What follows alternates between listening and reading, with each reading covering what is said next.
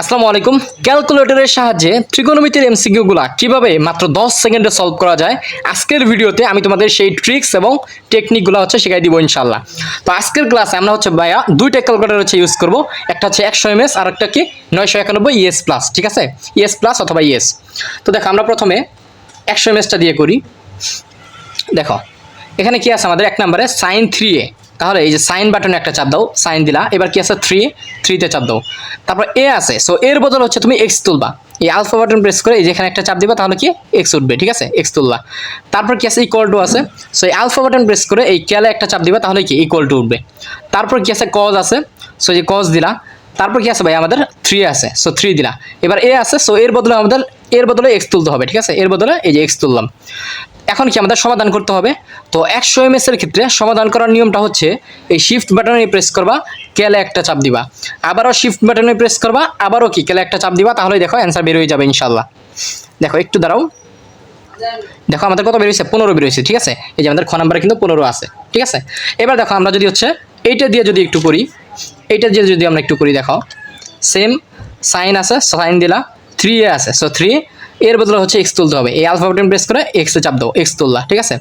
ব্র্যাকেটটা close করবা। তারপর কি ইকুয়াল টু আছে, সো এই আলফা বাটন প্রেস করে এই ক্যালে একটা চাপ দিবা, ইকুয়াল টু উঠলো। তারপর কি কজ আছে, সো যে কজ দিবা।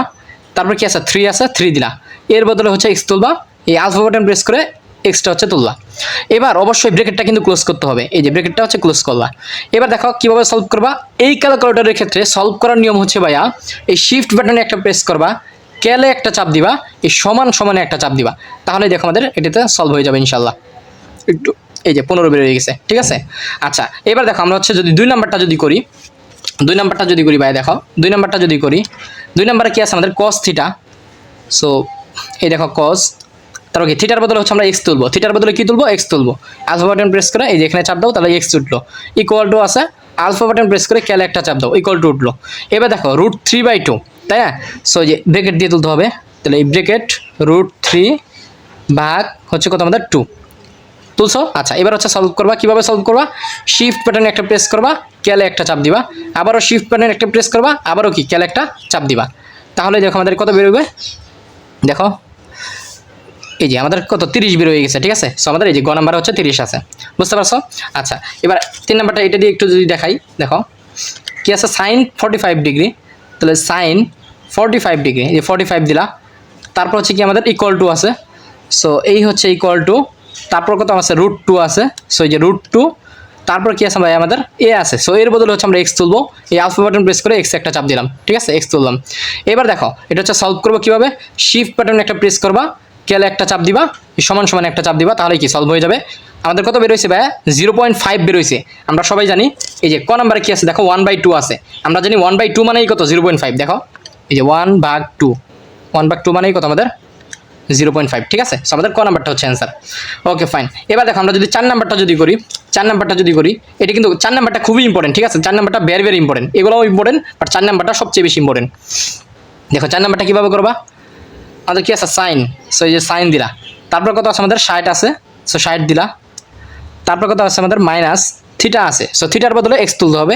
এই আলফা বাটন প্রেস করে এক্স দিলা, দিছো। আচ্ছা তারপর কি ব্র্যাকেটটা ক্লোজ করো। এবার কি ইকুয়াল টু আছে, সো এই আলফা বাটন প্রেস করে ক্যালে একটা চাপ দাও, ইকুয়াল টু উঠলো। এবার কি আছে 1/2, সো এই যে সরি আচ্ছা দেখো, সো ইকুয়াল টু আছে, তাই না।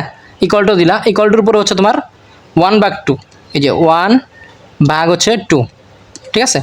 আচ্ছা তারপর দেখো এবার কি করবো, সলভ করবা। কিভাবে করবা, ওই যে নিয়ম শিখাইছি, শিফট বাটনে একটা প্রেস করবা, ক্যালে একটা চাপ দিবা, আবারও শিফট বাটনে প্রেস করবা, আবারও কি ক্যালে একটা চাপ দিবা, তাহলে দেখো থিটার মান বের হয়েছে। দেখো এই যে এখানে এক্স এর মান বের হয়েছে, এক্স এর মান কত বের হয়েছে 30, কিন্তু তোমার বের করতে বলছে কি, তোমার বের করতে বলছে 10 থিটা। তাহলে তুমি এবার কি করবা, এই 10-এ একটা চাপ দাও, তারপরে কি 10-এ একটা চাপ দাও, তারপর তুমি জাস্ট এই অ্যান্সারে একটা চাপ দিবা, অ্যান্সার একটা চাপ দিবা, তারপর সমানে চাপ দিবা, তাহলে দেখো তোমার কত বেরিয়েছে 0.577। এখন দেখো তুমি বলবা যে ভাইয়া 0.577 তো এখানে নাই। হ্যাঁ অবশ্যই আছে, দেখো তুমি যদি একটু এই যে √3 করো, দেখো √3 যদি আমি করি, আচ্ছা √3 না, তুমি √3/2 যদি করো, দেখো √3 ভাগ যদি আমি 2 করি, তাহলে কত আসে আমাদের, আচ্ছা এটা হলো না, তাহলে তুমি √3 যদি করো, √3 এটাও না, আচ্ছা 1/√3 করো, এটা করো, ক নাম্বারটা করো, 1 ভাগ √3, এই 0.577, ঠিক আছে। সো আমাদের 1/√3 করলে কিন্তু আমাদের কি 0.577 আসে পড়ে, ঠিক আছে। সো এটার ক্ষেত্রে কি করতে হয়েছে, প্রথমে হচ্ছে তুমি থিটার মানটা বের করছো, তারপরে এখানে 10 দিয়ে হচ্ছে কি অ্যান্সার দিছো, 10-এ চাপ দেওয়ার পরে অ্যান্সার দিছো, মানে কি ওই অ্যান্সারটা কিন্তু তোমার সেভ হয়ে গেছে, আগেই সেভ হয়ে গেছে না, এই জন্য কি ডিরেক্ট বের হয়ে গেছে। তুমি চাইলে এটা এইভাবেও করতে পারতা, যে ধরো আরেকবার যদি আমি এটা একটু দেখাই, দেখো sin 60 মাইনাস হচ্ছে theta, so alpha button press করে এক্সে চাপ দাও, তারপর ইকুয়াল টু আছে, ইকুয়াল টু দিলা 1/2, ঠিক আছে। শিফট ক্যাল, তাহলে কি এক্সের মান 30 বের হয়েছে না, এক্সের মান 30 বের হয়েছে। এখন তোমাকে কি চাইছে, তোমাকে আসলে চাইছে 10 থিটা, মানে কি 10x। সো 10 দিয়া তুমি চাইলে এই আলফা বাটন প্রেস করে এখানে একটা চাপ দাও, তাহলে এক্স, তাহলে 10x হচ্ছে তোমার চাইছে। সো 10x দিয়া তুমি এই সমানে একটা চাপ দাও, তাহলে দেখো তোমার কত বের হয়েছে 0.577। তুমি চাইলে এভাবেও কি বের করতে পারো, বুঝতে পারছো ভাইয়া। আচ্ছা, এরপরে দেখো আমাদের কি 5 নাম্বারটা। সো 5 নাম্বারটা যদি আমরা দেখি, 5 নাম্বারে কি বলছে দেখো, সেক এ, তাহলে সেক মনে রাখবা, ক্যালকুলেটরে কিন্তু হচ্ছে তোমার সেক তোলা যায় না, সেকের বদলে হচ্ছে আমাদের কস তুলতে হবে। আমরা জানি, দেখো আমার কাছে একটু দাঁড়াও এক সেকেন্ড, আমরা সবাই জানি ভাইয়া যে 1/cos মানে কি ভাইয়া, আমাদের সেক, বুঝছো।